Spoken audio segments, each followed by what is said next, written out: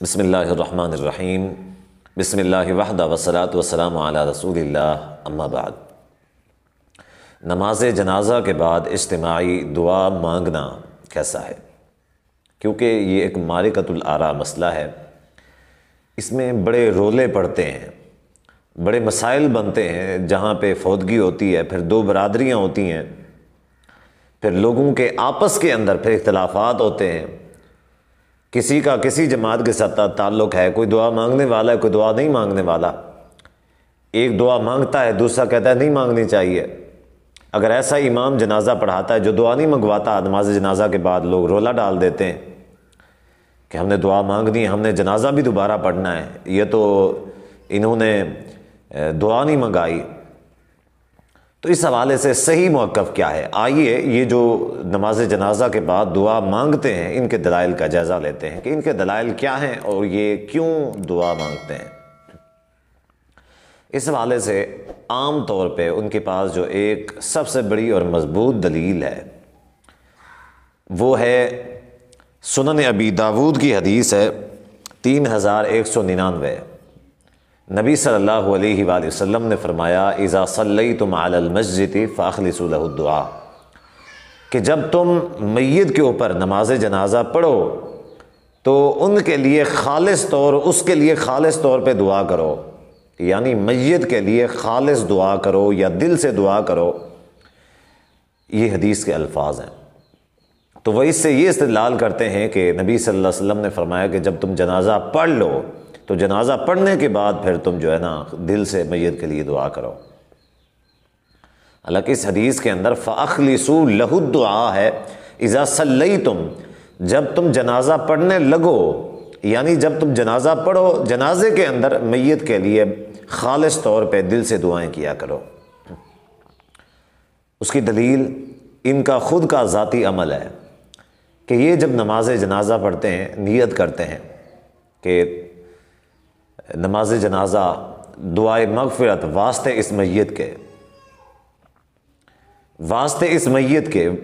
کے واسطے یہ دعا ہے، نماز جنازہ دعائے مغفرت ہے۔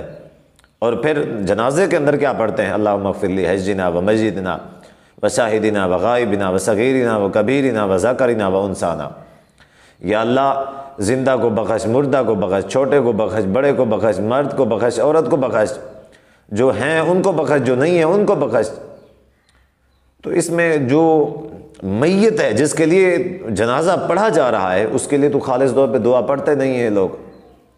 1 یا 2 منٹ جنازہ ہوتا ہے، اس سے لمبا جنازہ نہیں ہوتا۔ اور پھر جب جنازہ پڑھ لیتے ہیں، حالانکہ حدیث کے اندر ہے جنازے کے اندر خالص دعائیں کی جائیں، جنازہ پڑھ لیتے ہیں، جنازہ پڑھنے کے بعد پھر یہ ہاتھ اٹھا لیتے ہیں جی اب دعا کرنی ہے میت کے لیے، دل سے دعا کرنی ہے۔ حالانکہ عوف بن مالک رضی اللہ تعالیٰ نبی صلی اللہ علیہ وسلم کے پیچھے جنازہ پڑھا، اور جنازہ پڑھنے کے بعد فرماتے ہیں کہ میں نے خواہش کی کاش کہ یہ جنازہ میرا ہوتا، کیونکہ نبی صلی اللہ علیہ وآلہ وسلم نے میت کے لیے ایسی دعائیں کی تھیں کہ ان کا دل کہہ رہا تھا کاش میرا جنازہ ہوتا، نبی صلی اللہ علیہ وسلم جنازے پڑھانے والے ہوتے اور یہ دعائیں میرے لیے کرتے تو میری بخشش پکی ہوتی، میں کہتا آج ہی بس میرا جنازہ ہوتا۔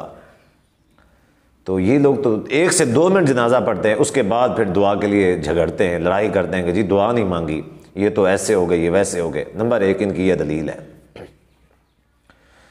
نمبر 2 دوسرے ان کی جو دلیلیں ہیں وہ یہ ہے کہ جی جو یہ دعا ہے اس کا تو کوئی وقت مقرر نہیں، کسی بھی وقت کر سکتے ہیں۔ اسلام میں، شریعت میں، دین اسلام میں، قرآن و حدیث میں کہیں بھی اس کا دعا کا کوئی وقت مقرر نہیں کیا گیا۔ تو اس میں کیا حرج ہے بھی اگر کوئی چلیں کر لیتا ہے نماز جنازہ کے بعد، تو اس میں کون سی حرج والی بات ہے؟ کیا گناہ کر لیا ہے؟ اب دیکھیں یہ جنازے کے بعد جو دعا کرتے ہیں، پھر یہ کہ یہ کہتے ہیں فاخلصوا لہ الدعاء، جنازے کے بعد دل سے دعا کریں، خالص دعا کریں۔ اب اخلصوا کا مطلب ہوتا ہے خالص، سپیشل اس کے لیے دعا کرنا۔ اب دیکھیں جنازے کے بعد بھی یہ جو دعا کرتے ہیں نا پوری دنیا کے لیے کرتے ہیں، ٹھیک ہے، صحابہ کے لیے، تابعین کے لیے، غوث پاک کے لیے، فلاں کے لیے، فلاں کے لیے دعائیں کرتے ہیں، لیکن جو حاضر میت ہوتی ہے اس کے لیے بھی پھر بھی خالص دعا نہیں ہوتی۔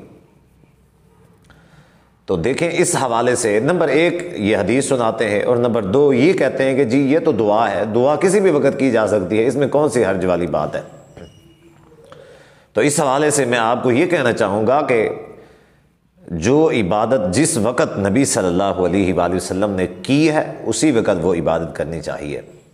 اب اگر نبی صلی اللہ علیہ وآلہ وسلم نے جنازہ پڑھا ہے اور آپ صلی اللہ علیہ وسلم نے میت کے لیے خالص دعائیں کی ہیں جنازے میں، تو کرنی چاہیے۔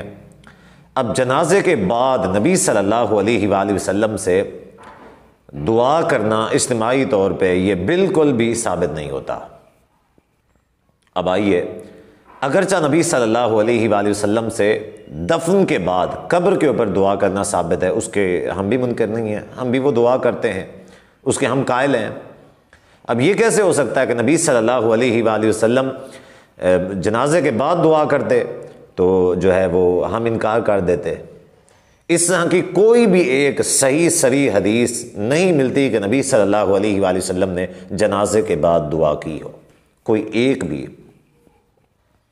اب آئیے دفن کے بعد نبی صلی اللہ علیہ وآلہ وسلم کی حدیث ہے، حضرت عثمان رضی اللہ تعالیٰ عنہ کے راوی ہیں، فرماتے ہیں کان النبی صلی اللہ علیہ وآلہ وسلم اذا فرغ من دفن المسجد، نبی صلی اللہ علیہ وآلہ وسلم جب میت کو دفن کرنے کے بعد فارغ ہوتے تو کیا کرتے؟ کچھ دیر ٹھہرتے، ٹھہرنے کے بعد فرماتے استغفروا لاخیکم، اپنے بھائی کے لیے استغفار کرو، بخشش کی دعا کرو، وصلوا لہو بالتثبیت، اور اللہ تعالیٰ سے اس کی ثابت کرنے کی دعا کرو، کیونکہ اس وقت اس سے سوال کیے جانے، یہ نبی صلی اللہ علیہ وسلم کا فرمان ہے۔ تو دفن کے بعد دعا ثابت ہے تو اس کا انکار ہم بھی نہیں کرتے۔ اگر دفن کے بعد دعا ثابت نہ ہوتی تو اس کے پھر یہ ہے کہ ہم بھی اس کا انکار کرتے۔ اب اگر جنازے کے بعد دعا ثابت نہیں ہے تو ہم پھر نہیں کرتے، اور کرنی بھی نہیں چاہیے، یہ چیز مناسب نہیں ہے۔ جنازہ جس چیز کو اللہ تعالیٰ، نماز جنازہ ہے کس چیز کے لیے؟ اور میت کی بخشش کے لیے، اس وقت تو وہاں پہ دعا نہیں کرتا ہے، پھر جنازے کے بعد دعائیں شروع ہو جانا تو یہ غیر جو ہے شرعی بات ہے، ایسا کرنا بدعت ہے۔ تو جنازے کے بعد دعا نہیں کرنی چاہیے، بلکہ آپ جو دعائیں کرنا چاہتے ہیں وہ جنازے کے اندر پڑھیں، کیونکہ میت کی بخشش کا جو اللہ تعالیٰ نے ایک دیا ہے موقع وہ جنازہ ہے، اور اس کے بعد جو آخری موقع ہے وہ دفن کے بعد قبر ہے۔ تو اللہ تعالیٰ سے دعا ہے کہ اللہ تعالیٰ عمل کی توفیق عطا فرمائے۔